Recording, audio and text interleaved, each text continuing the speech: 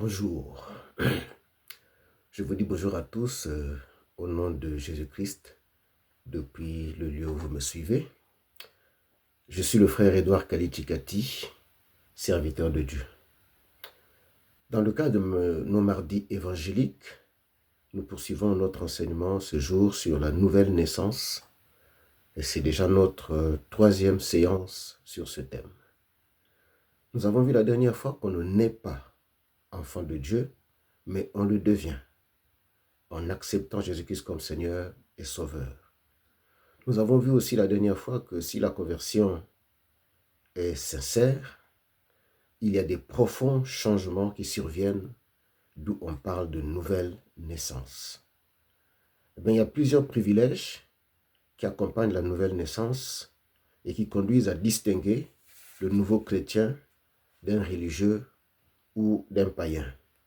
Nous allons examiner quelques-uns de ces privilèges. Nous allons commencer par la réception du Saint-Esprit.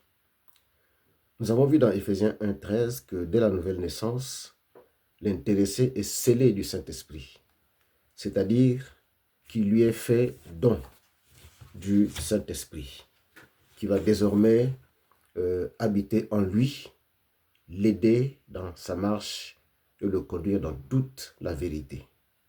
Lisons 1 Corinthiens 6, versets 19 à 20. Ne savez-vous pas que votre corps est le temple du Saint-Esprit qui est en vous, que vous avez reçu de Dieu et que vous ne vous appartenez point à vous-même, car vous avez été rachetés à un grand prix. Glorifiez donc Dieu dans votre corps et dans votre esprit qui appartiennent à Dieu. Lisons aussi Jean 16, versets 13 à 14. Quand le consolateur sera venu, l'Esprit de vérité, il vous conduira dans toute la vérité, car il ne parlera pas de lui-même, mais il dira tout ce qu'il aura entendu, et il vous annoncera les choses à venir. Il me glorifiera parce qu'il prendra de ce qui est à moi et vous l'annoncera. Avec le Saint-Esprit qui vient habiter dans le corps du chrétien, il y a aussi le fruit de l'Esprit qui se manifeste sous forme de 9 caractères particuliers. Lisons Galates 5, verset 22. Il est dit ceci: mais le fruit de l'Esprit, c'est l'amour, la joie, la paix, la patience, la bonté, la bénignité, la fidélité, la douceur, la tempérance. Ces qualités particulières caractérisent la vie de celui qui est né de nouveau et elles doivent être visibles tout au long de la vie de ce dernier. Deuxième privilège, la vie éternelle. Dès le moment de la nouvelle naissance, l'intéressé reçoit aussi la vie éternelle. Lisons Jean 3, 16. Il est écrit: car Dieu a tant aimé le monde qu'il a donné son Fils unique afin que quiconque croit en lui ne périsse point, mais qu'il ait la vie éternelle. Lisons aussi Jean 3, toujours, le verset 36 cette fois-ci. Celui qui croit au Fils a la vie éternelle, celui qui ne croit pas au Fils ne verra point la vie, mais la colère de Dieu demeure sur lui. Jean 10, verset 28 à 29. Je leur donne la vie éternelle et elles ne périront jamais, et personne ne les ravira de ma main. Mon Père qui me les a donnés est plus grand que tous, et personne ne peut les ravir de la main de mon Père. Vous pourrez lire aussi chez vous Jean 11, 25 à 26 et 1 Jean 5, versets 11 à 13. Tous ces versets parlent de la vie éternelle. Avoir la vie éternelle, cela ne veut pas dire que le chrétien ne mourra plus, physiquement parlant, et qu'il restera éternellement sur la terre.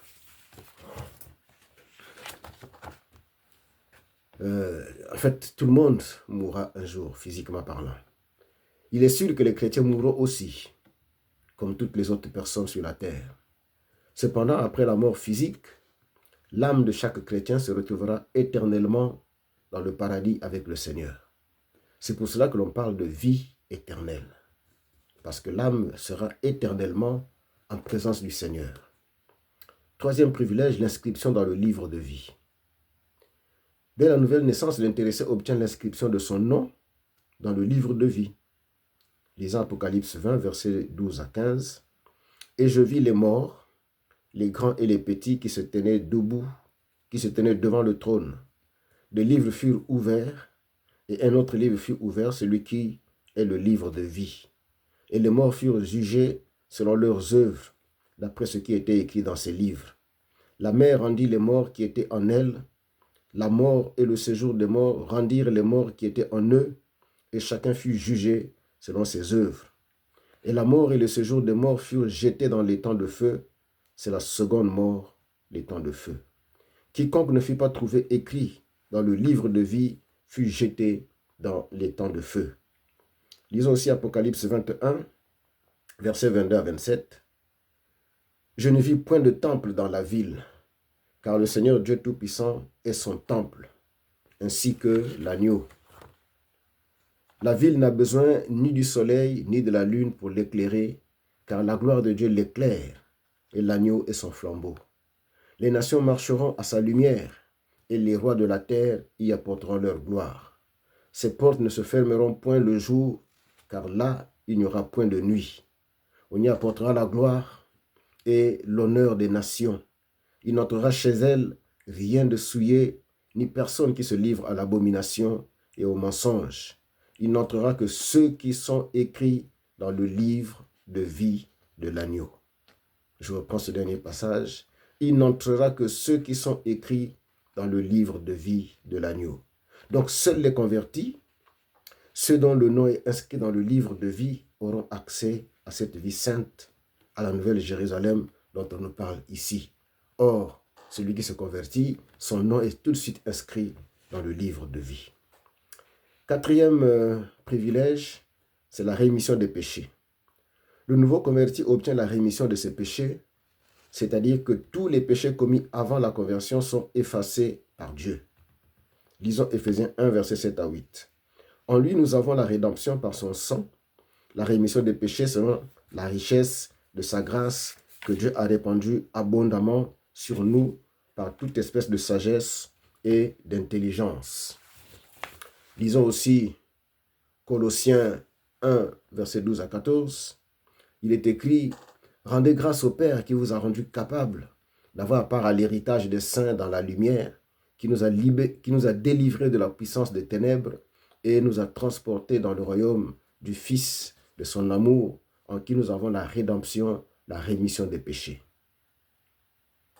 Donc, les péchés sont effacés à la nouvelle naissance. Cinquième privilège, l'annulation de la condamnation. Il n'y a plus de condamnation pour ceux qui sont convertis. Lisons Romains 8, verset 1. Il n'y a donc maintenant aucune condamnation pour ceux qui sont en Jésus-Christ. Colossiens 2, verset 14. Il a effacé l'acte dont les ordonnances nous condamnaient et qui subsistait contre nous. Et il l'a détruit en le clouant à la croix. Naturellement, on parle de condamnation par rapport au péché, par rapport naturellement, je veux dire ici, on parle de condamnation par rapport au péché, par rapport au jugement de Dieu. Sixième privilège, la justification. En devenant enfant de Dieu, le nouveau chrétien obtient la justification. Cela veut dire que Dieu lui pardonne tous ses péchés et qu'il le déclare juste en Jésus-Christ. Lisons aussi Romains 3, verset 24. Et ils sont gratuitement justifiés par sa grâce, par le moyen de la rédemption qui est en Jésus-Christ. On va lire aussi Acte 13, versets 38 à 39. Sachez donc, hommes, frères, que c'est par lui que le pardon des péchés vous est annoncé, et que quiconque croit est justifié par lui de toutes les choses dont vous ne pouviez être justifiés par la loi de Moïse. Donc, on obtient la justification lors de la conversion. Septième privilège, la sainteté. Le nouveau chrétien, après le pardon de ses péchés, reçoit la sainteté. Il est déclaré saint par Dieu. Lisons Romains 6, verset 22. Mais maintenant, étant affranchi du péché et devenu esclave de Dieu, vous avez pour fruit la sainteté et pour fin la vie éternelle. Lisons aussi Acte 9, 32. Comme Pierre visitait tous les saints, il descendit aussi vers ceux qui demeuraient à Lyde. Et 1 Corinthiens 14, verset 33. Car Dieu n'est pas un Dieu de désordre, mais de paix, comme dans toutes les églises des saints. Enfin, on va prendre un dernier passage, 2 Corinthiens 1, verset 1 à 2. il est écrit ceci: Paul, l'apôtre de Jésus-Christ par la volonté de Dieu, et le frère Timothée, à l'église de Dieu qui est à Corinthe, et à tous les saints qui sont dans toute l'Achaïe, que la grâce et la paix vous soient données de la part de Dieu, notre Père, et du Seigneur Jésus-Christ. Il s'agit bien de 2 Corinthiens 1, versets 1 à 2. Et donc, Paul s'adresse ici à tous les saints qui sont dans toute l'Achaïe, donc ceux qui se sont convertis et qui habitent l'Achaïe. Donc, lorsqu'on se convertit, on est déclaré saint par Dieu. 8e privilège, le droit à l'héritage. En devenant enfant de Dieu, le nouveau chrétien est adopté par Dieu et il devient héritier de Dieu, donc co-héritier avec Jésus-Christ. Lisons Romains 8, versets 16 à 17. L'Esprit lui-même rend témoignage à notre esprit que nous sommes enfants de Dieu. Or, si nous sommes enfants, nous sommes aussi héritiers. Héritiers de Dieu et co-héritiers si toutefois nous souffrons avec lui, afin d'être glorifiés avec lui. Lisons Éphésiens 2, verset 19. Ainsi donc, vous n'êtes plus des étrangers ni des gens du dehors, mais vous êtes concitoyens des saints, des gens de la maison de Dieu. Tous ceux qui sont convertis deviennent des concitoyens des saints. Ils sont des gens de la maison de Dieu. 9e privilège, les dons spirituels.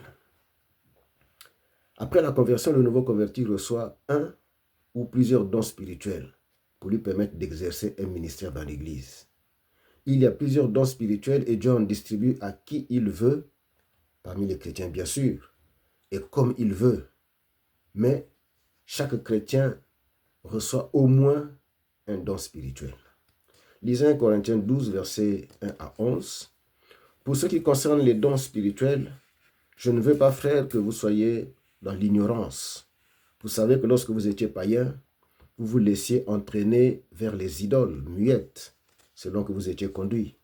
C'est pourquoi je vous déclare que nul, s'il parle par l'Esprit de Dieu, ne dit « Jésus est anathème » et que nul ne peut dire « Jésus est le Seigneur » si ce n'est par le Saint-Esprit.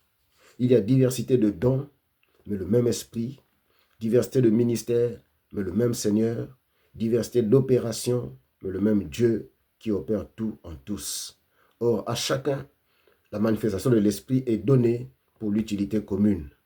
En effet, à l'un est donné par l'Esprit une parole de sagesse, à un autre une parole de connaissance selon le même Esprit, à un autre la foi par le même Esprit, à un autre le don de guérison par le même Esprit, à un autre le don d'opérer des miracles, à un autre la prophétie, à un autre le discernement des esprits, à un autre la diversité des langues, à un autre l'interprétation des langues. Un seul et même esprit opère toutes ces choses, les distribuant à chacun en particulier comme il veut. Pardon. Lisons aussi Romains 12, versets 6 à 8.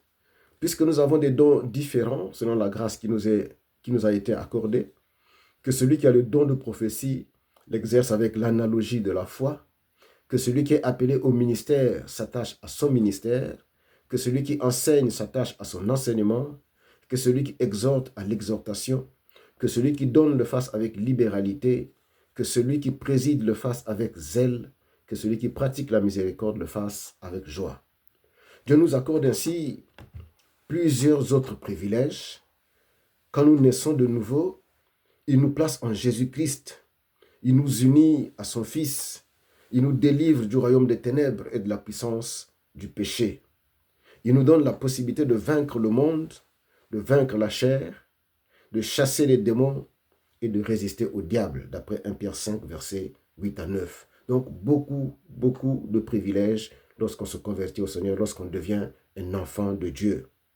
En dehors des privilèges qu'il reçoit à la conversion, le nouveau chrétien est invité à marcher dans la sanctification, c'est-à-dire loin du péché. Il doit rechercher la gloire de Dieu dans tout ce qu'il fait. Lisons Colossiens 3, verset 1. Si donc vous êtes ressuscité avec Christ, cherchez les choses d'en haut, où Christ est assis à la droite de Dieu. Affectionnez-vous aux choses d'en haut et non à celles qui sont sur la terre, car vous êtes morts et votre vie est cachée avec Christ en Dieu. Lisons aussi Colossiens 3, versets 8 à 10. Mais maintenant, renoncez à toutes ces choses, à la colère, à l'animosité, à la méchanceté, à la calomnie, aux paroles déshonnêtes qui pourraient sortir de votre bouche. Ne mentez pas les uns aux autres, vous étant dépouillés du vieil homme et de ses œuvres, et ayant revêtu l'homme nouveau qui se renouvelle dans la connaissance selon l'image de celui qui l'a créé.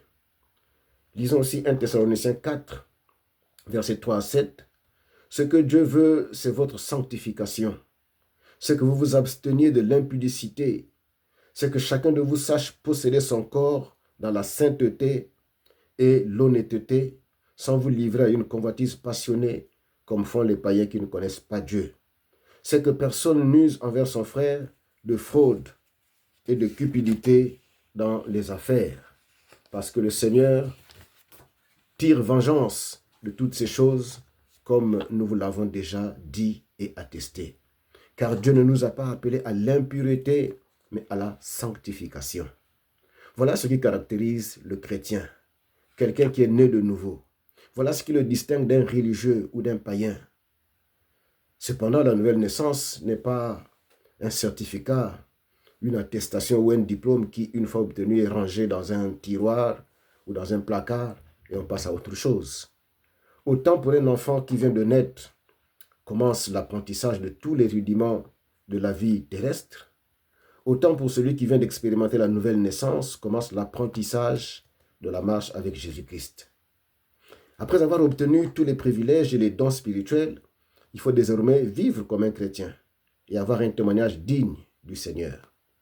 Lorsque l'apôtre Paul donne le témoignage de sa marche chrétienne, il nous édifie sur son avant-conversion et sur son après-conversion. On va examiner le témoignage de l'apôtre Paul. Il en parle dans Actes 22, versets 3 à 21, dans Actes 26, versets 4 à 20, et dans Galates 1, versets 13 à 14. Nous allons lire quelques extraits de sa marche avec le Seigneur d'abord avant sa conversion et après sa conversion. Examinons d'abord ce qu'il était avant sa conversion. Acte 22, versets 3 à 5. Je suis juif, né à Tars, en Cilicie, mais j'ai été élevé dans cette ville-ci et instruit au pied de Gamaliel, dans la connaissance exacte de la loi de nos pères, étant plein de zèle pour Dieu, comme vous l'êtes tous aujourd'hui. J'ai persécuté à mort cette doctrine, liant et mettant en prison hommes et femmes. Le souverain sacrificateur et tout le collège des anciens m'en sont témoins. J'ai même reçu 2 des lettres pour les frères de Damas, où je me rendis afin d'amener liés à Jérusalem ceux qui se trouvaient là et de les faire punir. Lisons aussi Acte 26, versets 4 à 5. Ma vie dès les premiers temps de ma jeunesse est connue de tous les Juifs, puisqu'elle s'est passée à Jérusalem, au milieu de ma nation. Ils savent depuis longtemps, s'ils veulent le déclarer, que j'ai vécu pharisien, selon la secte la plus rigide de notre religion. Lisons aussi Acte 26, versets 9 à 11.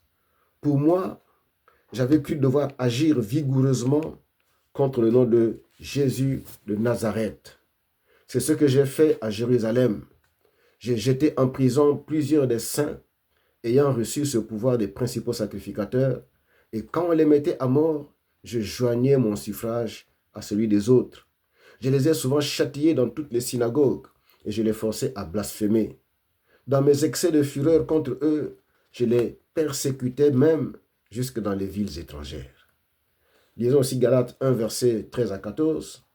Vous avez su en effet quelle était autrefois ma conduite dans le judaïsme, comment je persécutais à outrance et ravageais l'Église de Dieu, et comment j'étais plus avancé dans le judaïsme que beaucoup de ceux de mon âge et de ma nation, étant animé d'un zèle excessif pour les traditions de mes pères. Paul déclare donc qu'avant sa conversion, il était zélé dans le judaïsme. Il était animé d'un zèle excessif pour les traditions de ses pères. Il était pharisien et membre de la secte la plus rigide de cette religion-là. Il a persécuté à mort tout ce qui était dans le christianisme. Il ravageait l'Église de Dieu, liant et mettant en prison hommes et femmes. Il les châtiait souvent dans toutes les synagogues. Il les forçait à blasphémer. Et dans ses excès de fureur, il les persécutait même jusque dans les villes étrangères. Témoignage édifiant de ce que Paul était avant sa conversion et ce que plusieurs sont aujourd'hui parce qu'ils ne connaissent pas le Seigneur. Regardons maintenant ce qu'il était devenu après sa conversion. Lisons Acte 22, verset 21. Alors il me dit, va, je t'enverrai au loin vers les nations. Lisons aussi Acte 26, verset 16 à 20. Mais lève-toi et tiens-toi sur tes pieds, car je te suis apparu pour t'établir ministre et témoin des choses que tu as vues et de celles pour lesquelles je t'apparaîtrai.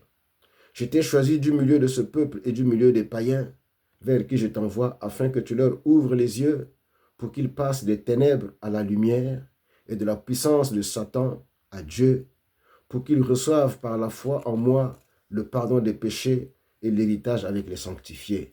En conséquence, roi Agrippa, je n'ai point résisté à la vision céleste, à ceux de Damas d'abord, puis à Jérusalem, dans toute la Judée et chez les païens, j'ai prêché la repentance et la conversion à Dieu avec la pratique d'œuvres dignes de la repentance. Lisons aussi Galates 1, verset 20 à 24. Dans ce que je vous écris, voici devant Dieu, je ne mens point. J'allais ensuite dans les contrées de la Syrie et de la Cilicie. Or, j'étais inconnu de visage aux églises de Judée qui sont en Christ. Seulement, elles avaient entendu dire, celui qui autrefois nous persécutait annonce maintenant la foi qu'il s'efforçait alors de détruire, et elles glorifiaient Dieu à mon sujet. L'apôtre Paul déclare qu'après sa conversion et son baptême, le Seigneur lui avait révélé sa volonté dans sa vie, notamment qu'il devait être établi ministre de Dieu et témoin des choses qu'il a vues et de celles pour lesquelles il lui apparaîtra, qu'il avait été choisi du milieu du peuple et du milieu des païens, afin qu'il leur ouvre les yeux pour qu'ils passent des ténèbres à la lumière et de la puissance de Satan à Dieu, pour qu'ils reçoivent par la foi en Jésus-Christ le pardon des péchés et l'héritage des sanctifiés, avec les sanctifiés. Ainsi, tel que cela lui avait été révélé, à ceux de Damas d'abord, puis à Jérusalem, dans toute la Judée et chez les païens, il a prêché la repentance et la conversion à Dieu.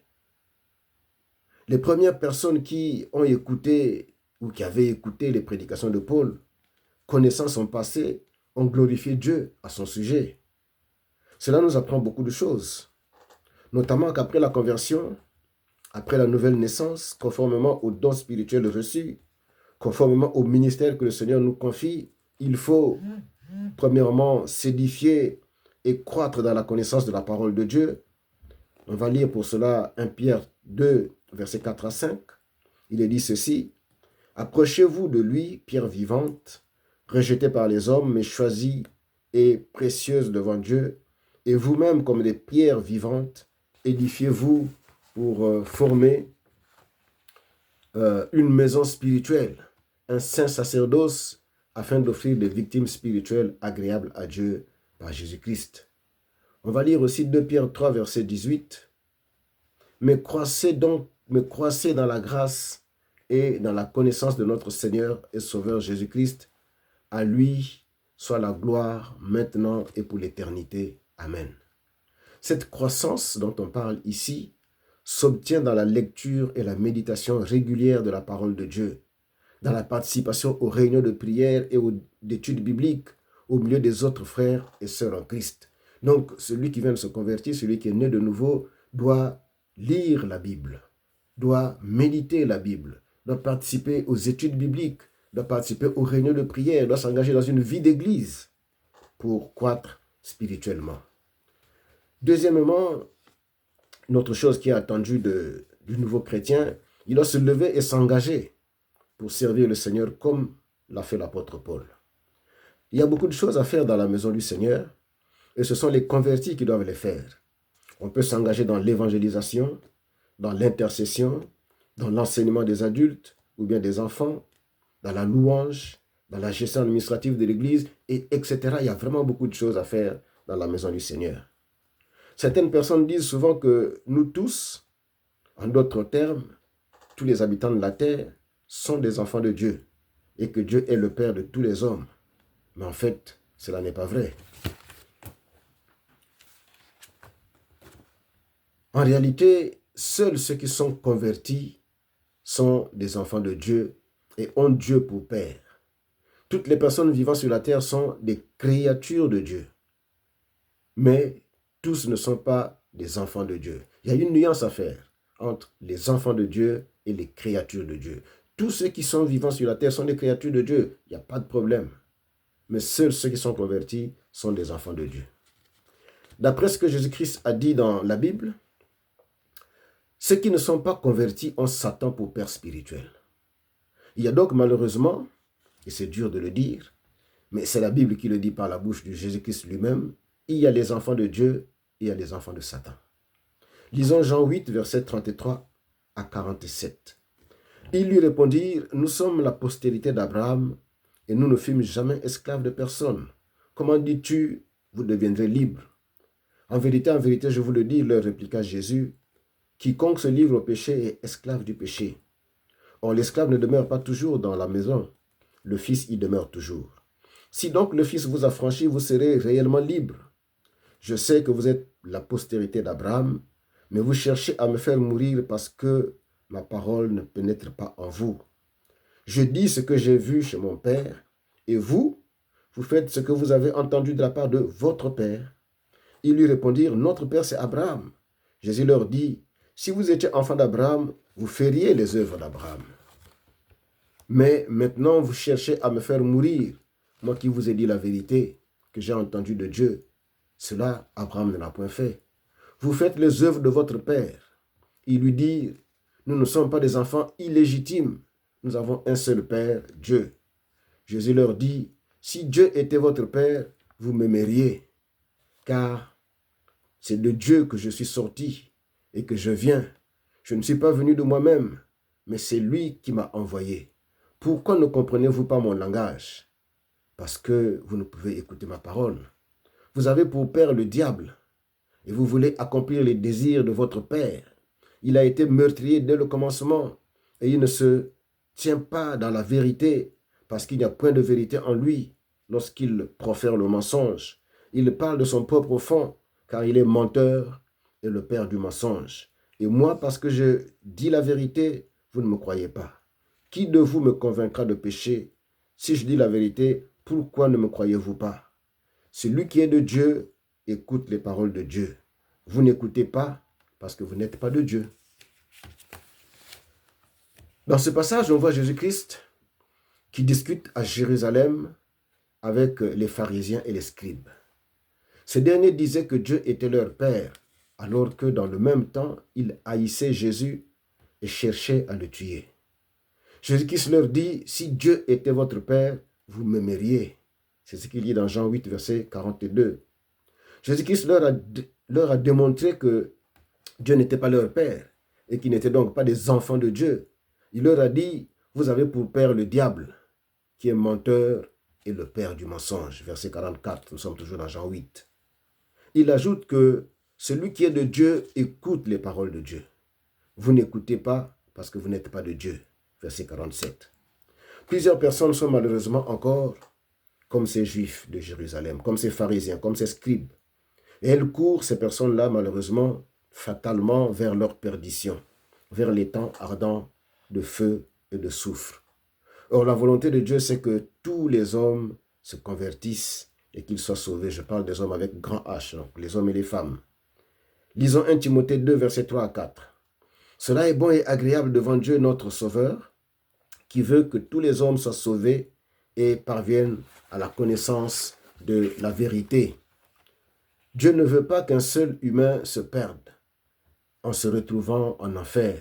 C'est pourquoi un appel est lancé à tous ceux qui ne sont pas convertis, à tous ceux qui sont religieux, à tous ceux qui sont encore païens, afin qu'ils se convertissent aussi. Lisons Actes 17, versets 30 à 31.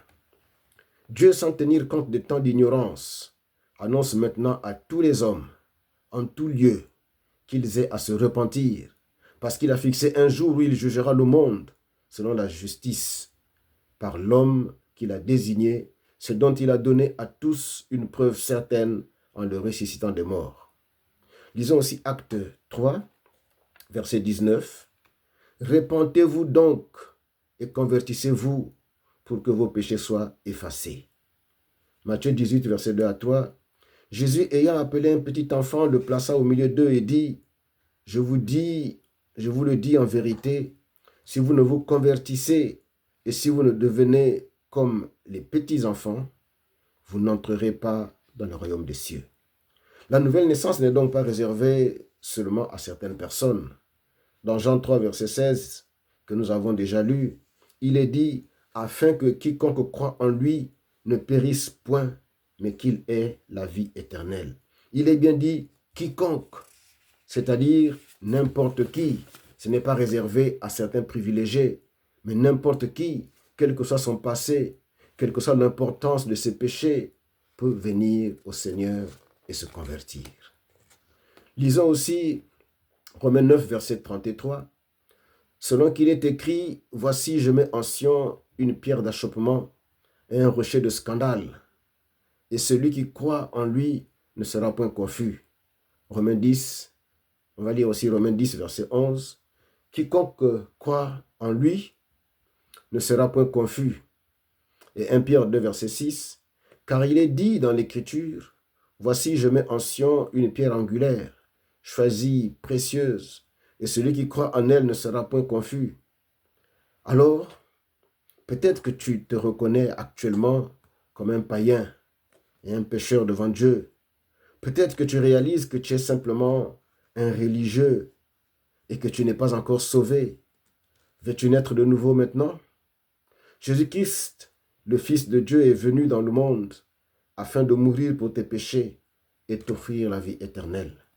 Tu peux dès maintenant reconnaître tes péchés et prendre l'engagement de les abandonner. Ensuite, déclare de ta bouche que tu reconnais Jésus-Christ comme ton Seigneur et ton Sauveur. Si tu le fais de manière sincère, tu seras converti et Jésus-Christ changera ta vie.